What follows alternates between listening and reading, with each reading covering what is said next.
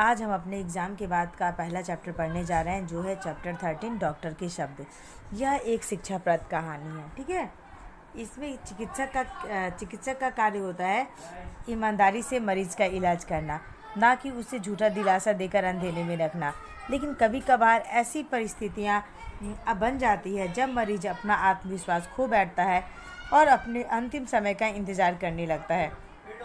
ऐसे में दवाइयाँ काम नहीं आती। मरीज की बौद्धिक क्षमता के विकास के लिए चिकित्सक के मुंह से निकले 2 मीठे बोल ही वरदान साबित हो सकते हैं। बेटा, आपको भी पता है ना कि सपोज आप बीमार पड़ते हो, ठीक है। अगर आपको डॉक्टर ऐसा बोले कि अरे कुछ नहीं हुआ है बेटा, आप 2 दिन में ठीक हो जाओगे दवा लोगे तो, लेकिन यहीं पर अगर डॉक्टर आपको ऐसा कह दे कि आप तुम्हें तो बहुत बड़ी बीमारी हो गई है, तुम तो जल्दी ठीक नहीं हो पाओगे, तो क्या होता है कि आप अपना आत्मविश्वास क्या होगा, खो दोगे। और बोलते हैं ना कि अगर हमारा आत्मविश्वास हमारे साथ है तो हम कोई भी काम करें हमें सफलता मिलेगी, है ना। हम में बीमारी से लड़ने की भी क्षमता उत्पन्न हो जाएगी अगर हम में आत्मविश्वास होगा तो। अगर आप मन में ठान लो कि मैं तो ठीक हो जाऊंगा, मुझे कुछ नहीं होगा, तो आप विश्वास करो कि आप ठीक हो जाओगे। लेकिन अगर आप पहले ही मन से मान लोगे कि नहीं मुझे बहुत बड़ी बीमारी हो गई है, मैं नहीं ठीक हो पाऊँगा, तो क्या होगा कि आप कभी ठीक नहीं हो पाओगे, ठीक है। तो इस जो चैप्टर में यही बताया गया है कि एक डॉक्टर की कहानी बताई गई है जो हमेशा ईमानदार थे। वो कभी किसी को लिपापोती, मतलब कि अगर कोई बीमार हो तो उसे ये नहीं कह सकते थे कि हाँ तुम तुरंत ठीक हो जाओगे, और वो हमेशा सच बात ही बता देते थे। लेकिन उनकी ज़िंदगी में भी एक ऐसी घटना आई जब उन्हें अपने जो उनका विचार था कि जैसे वो कभी लिपापोती नहीं करते थे, लेकिन उन्हें क्या हुआ कि लिपापोती करने की नौबत आ गई, क्योंकि उनके शब्द क्या होते थे, किसी की जान बचा सकते थे। तो उन्होंने क्या किया कि झूठ बोला ताकि वो जान बचा लें जिसका भी वो इलाज कर रहे थे, ठीक है। तो चलो अभी हम लोग ये पढ़ना शुरू करते हैं, तो आपको पता चलेगा कि इस कहानी में डॉक्टर कैसे थे, डॉक्टर ने क्या किया, ठीक है। चलो, डॉक्टर रमन के पास बीमारी के आखिरी दिनों में ही आते थे। मरीज जो थे बीमारी के आखिरी दिनों में आते थे। तुम एक दिन पहले नहीं आ सकते थे। इसका कारण भी साफ था, डॉक्टर की बड़ी फीस। और इससे भी ज़्यादा महत्वपूर्ण बात यह कि कोई यह नहीं मानना चाहता था कि आखिरी समय आ गया है, डॉक्टर रमन के पास जाना चाहिए। आखिर समय और डॉक्टर रमन जैसे एक दूसरे से मिलजुल गए थे, इस कारण वे उनसे डरने भी लग गए थे। इस तरह जब वह महापुरुष मरीज के सामने प्रकट होते तब इस पार या उस पार निर्णय तुरंत करना होता। जब कोई लापरवाही या चालबाजी काम नहीं आती थी, अब वो राय देने वाली डॉक्टर मात्र न रहकर फैसला सुनाने वाले जज बन गए थे। उनके शब्दों पर मरीज की ज़िंदगी निर्भर कर रहने लग गई थी। लेकिन डॉक्टर साहब इन सब से परेशान नहीं होते थे। वे नहीं मानते थे कि मीठे शब्द बोलकर ज़िंदगी बचाई जा सकती है।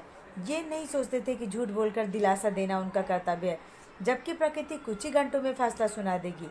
लेकिन जब भी उन्हें उम्मीद की कोई जरा से भी किरण नजर आती तो वे कमर कसकर मैदान में उतर पड़ते, और चाहे जितने घंटे या दिन भी लग जाए, वे सब कुछ भूलकर मरीज को यमराज के पंजे से छुड़ा लाने के प्रयत्न में लग जाते।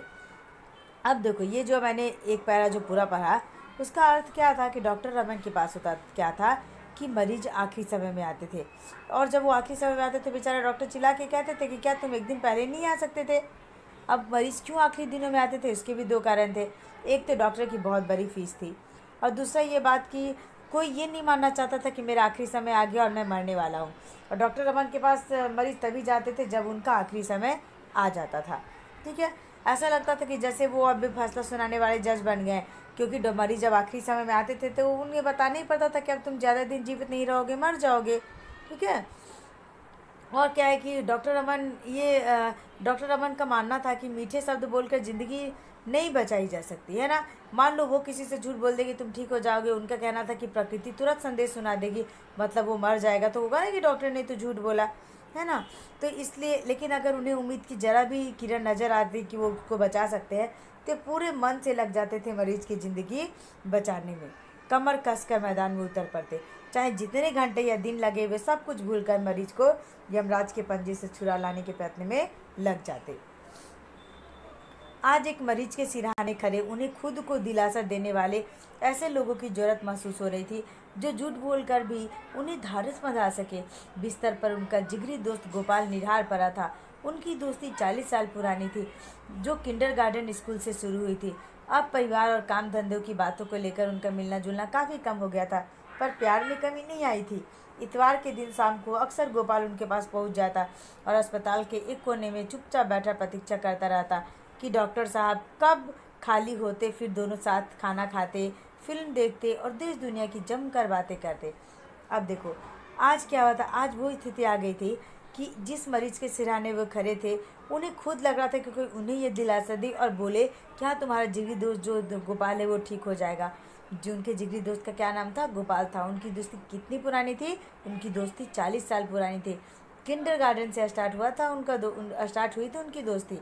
और क्या होता कि उनका, लेकिन अब होता है ना कि जब बड़े हो जाओ तो परिवार, फैमिली, काम धंधे का प्रेशर हो जाए तो आदमी मिलना जुलना कम कर देता है। अब क्या होता था कि इतवार को अक्सर शाम में क्या होता था कि उनके दोस्त उनके पास पहुंच जाते, अस्पताल के एक कोने में चुपचाप बैठे प्रतीक्षा करते कि डॉक्टर साहब कब खाली होंगे। जब वो खाली होते तो दोनों मिलकर क्या करते? खाना खाते, फिल्म देखते, देश दुनिया की जमकर बातें करते थे। अपनी व्यस्तता के कारण डॉक्टर रमन ने इस बात पर ध्यान नहीं दिया कि गोपाल पिछले 3 महीने से मिलने नहीं आया था। एक दिन सुबह जब उन्होंने मरीजों से भरे अस्पताल की एक बेंच पर उनके बेटे को इंतजार करता देखा, तब उन्हें याद आया। अब ये बता रहे हैं कि डॉक्टर रमन क्या थे कि आप बहुत बिजी थे अपने लाइफ में, तो उन्हें ध्यान नहीं दिया कि गोपाल क्या हुआ था। जो उनका दोस्त था पिछले 3 महीनों से उनसे मिलने नहीं आया था।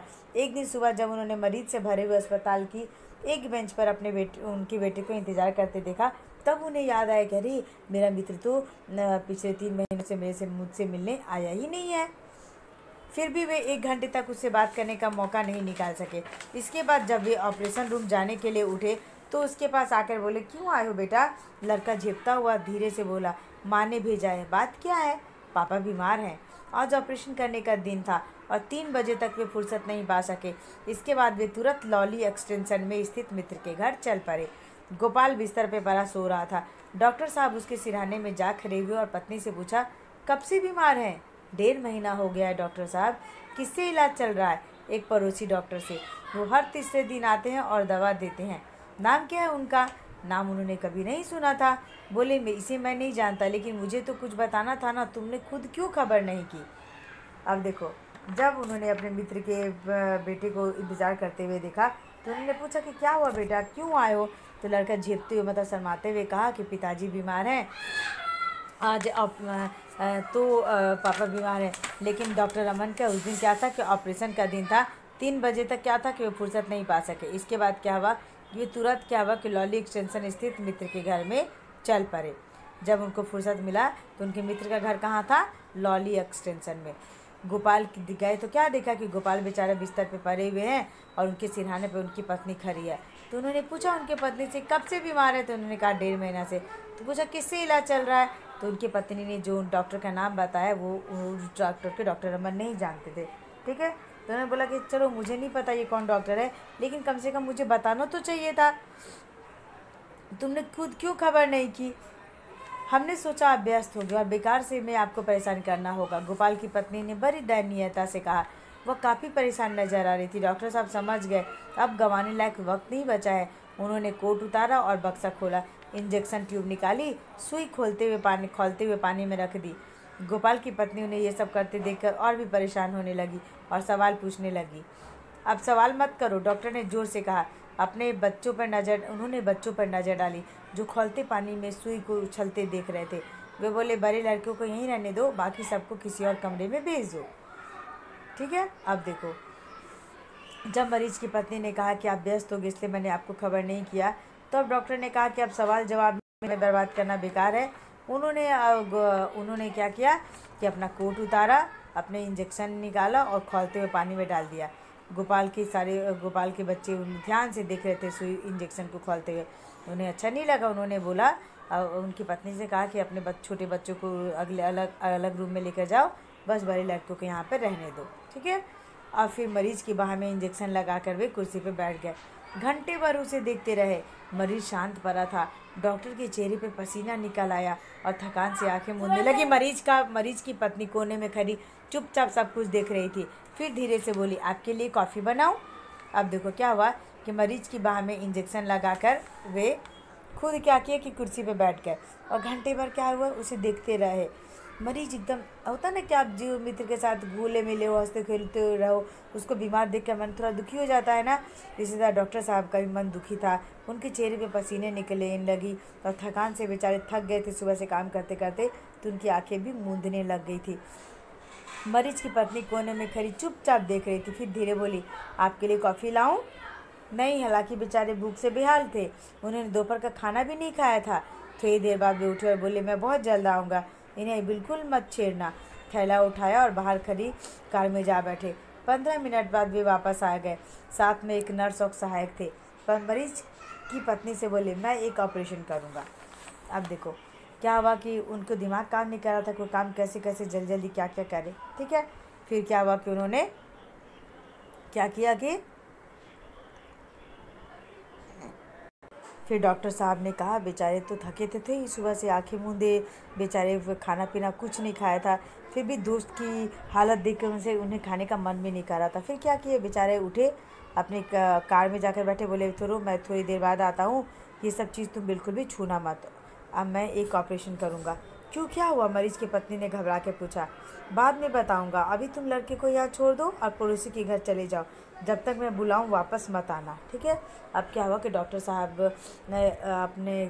गए अपने हॉस्पिटल से, एक नर्स और सहायक को लेकर आए और मरीज की पत्नी से कहा कि अब मैं एक ऑपरेशन करूँगा, लेकिन क्या करना कि तुम क्या करो कि तुम पड़ोसी के घर में बच्चों को लेकर चले जाओ। अब कोई ऐसा कहे तो घबराहट तो ही जाएगा ना, तो डॉक्टर साहब की पत्नी घबरा गई, तो उन्होंने कहा आप घबराओ मत, कुछ नहीं होगा। तो और बेचारी बेहोश होकर ज़मीन पे गिरने को ही, लेकिन क्या हुआ कि नर्स ने उसे संभाल लिया और बाहर जाने में मदद की। रात के करीब 8 बजे मरीज ने आँखें खोली और बिस्तर पर धीरे से हिला। सहायक बहुत खुश हुआ, कहने लगा, अब ये ज़रूर ठीक हो जाएंगे। डॉक्टर ने भावहीन आंखों से उसे देखा और धीरे से कहा, इसे ठीक करने के लिए मैं कुछ भी करने के लिए तैयार हूँ, लेकिन इसके दिल का क्या होगा। अब क्या हुआ कि जब डॉक्टर साहब ने ऑपरेशन कर दिया तो रात के करीब 8 बजे मरीज़ ने आंखें खोली, बिस्तर पर धीरे से हिला। सहायक बहुत खुश हुआ और कहने लगा कि अब तो ये ठीक हो जाएंगे, लेकिन डॉक्टर ने भावहीन आंखों से, मतलब कि उनके भाव ये बता रहे थे कि वो सही नहीं है सहायक, वो सही नहीं होंगे।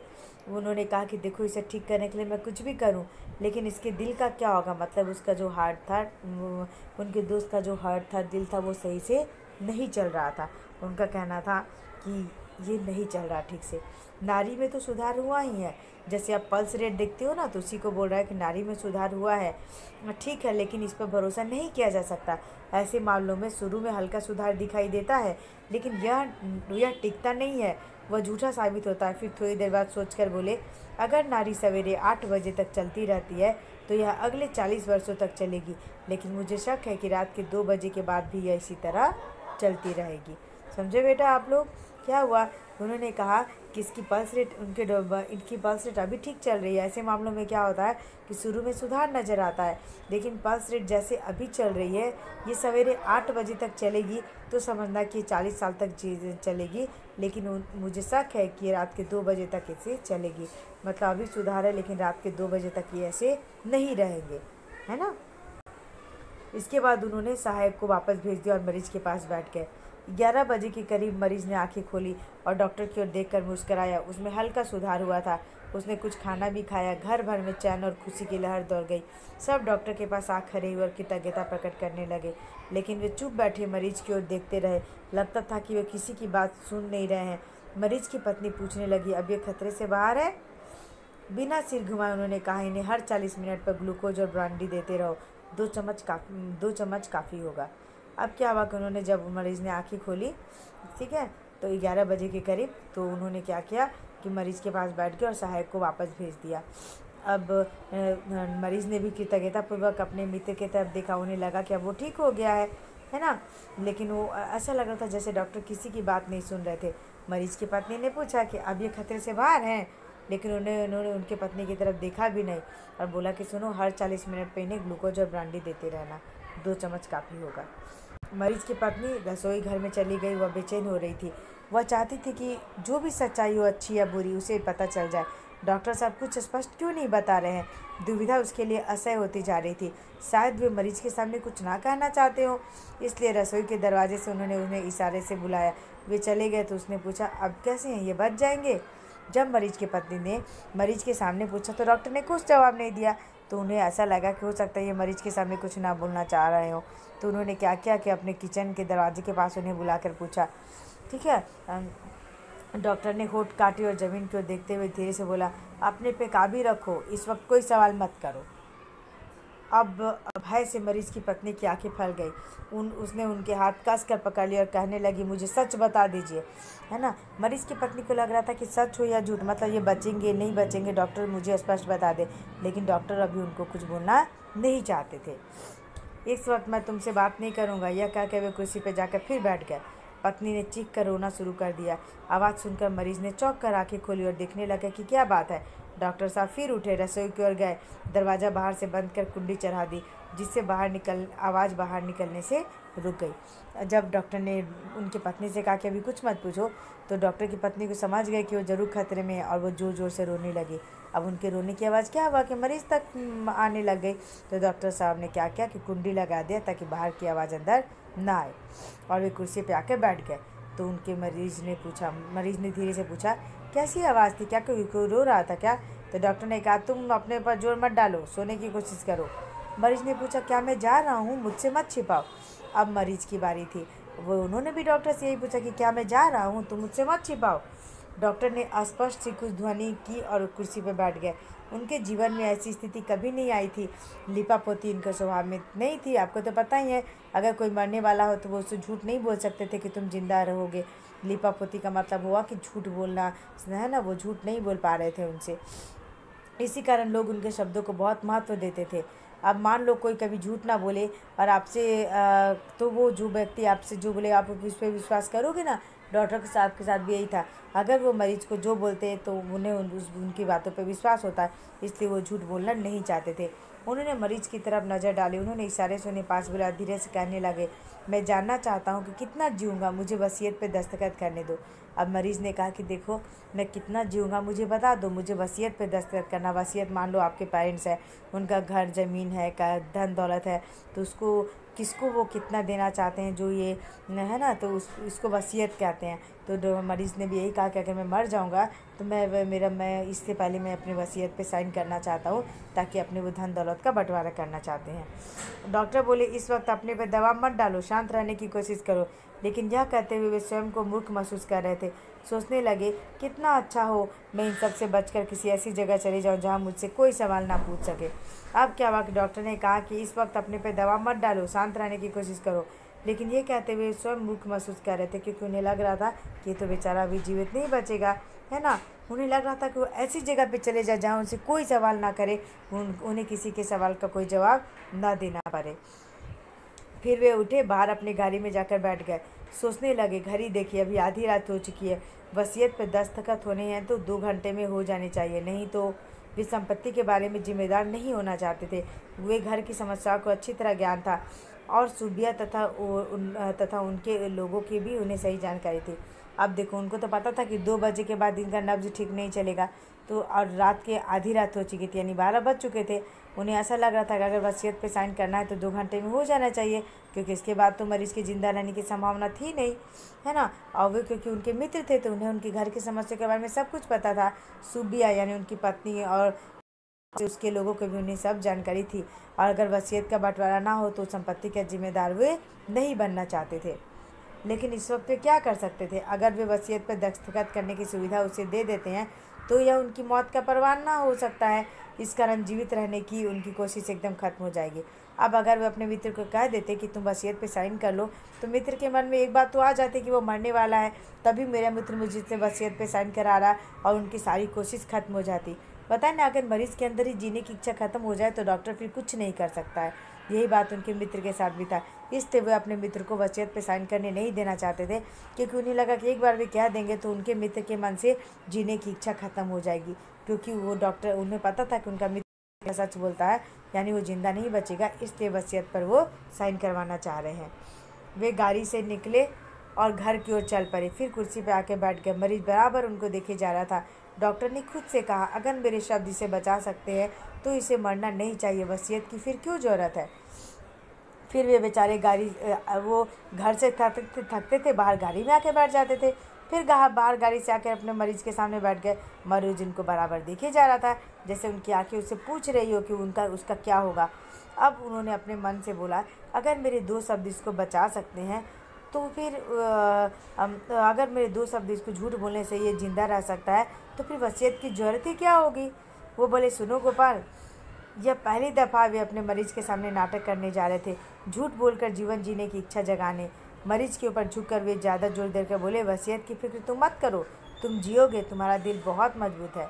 अब देखो, आज वो दिन था जब बेचारे डॉक्टर रमन को आज पहली बार लिपापोती करनी पड़ रही थी। मरीज़ के सामने नाटक करना पड़ रहा था और झूठ बोलना पड़ रहा था कि उन्होंने झूठ बोला कि तुम चिंता मत करो, तुम बहुत लंबा जियोगे, तुम्हारा दिल बहुत मजबूत है।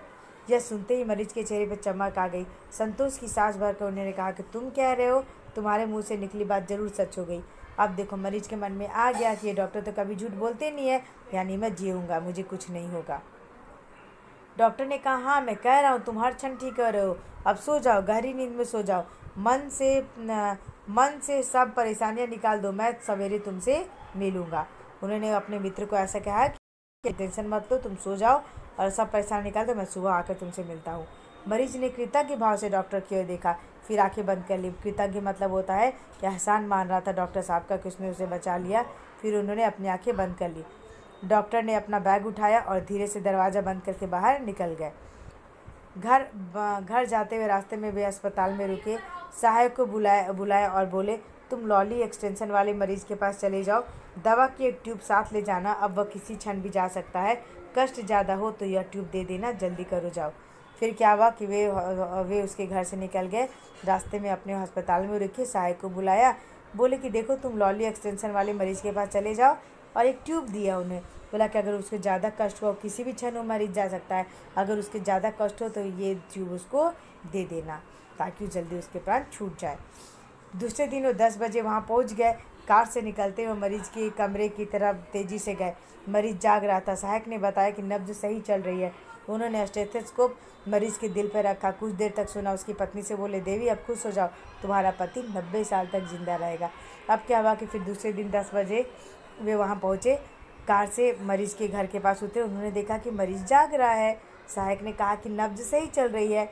उन्होंने स्टेथोस्कोप दिल के सामने रखा। आपको पता ना स्टेथोस्कोप जिससे कि हार्ट बीट चेक करते हैं, तो उन्होंने रखा। तो उन्होंने सुना कि पत्नी से बोले, देवी अब आप खुश हो जाओ, आपका पति अब 90 साल तक जिएगा।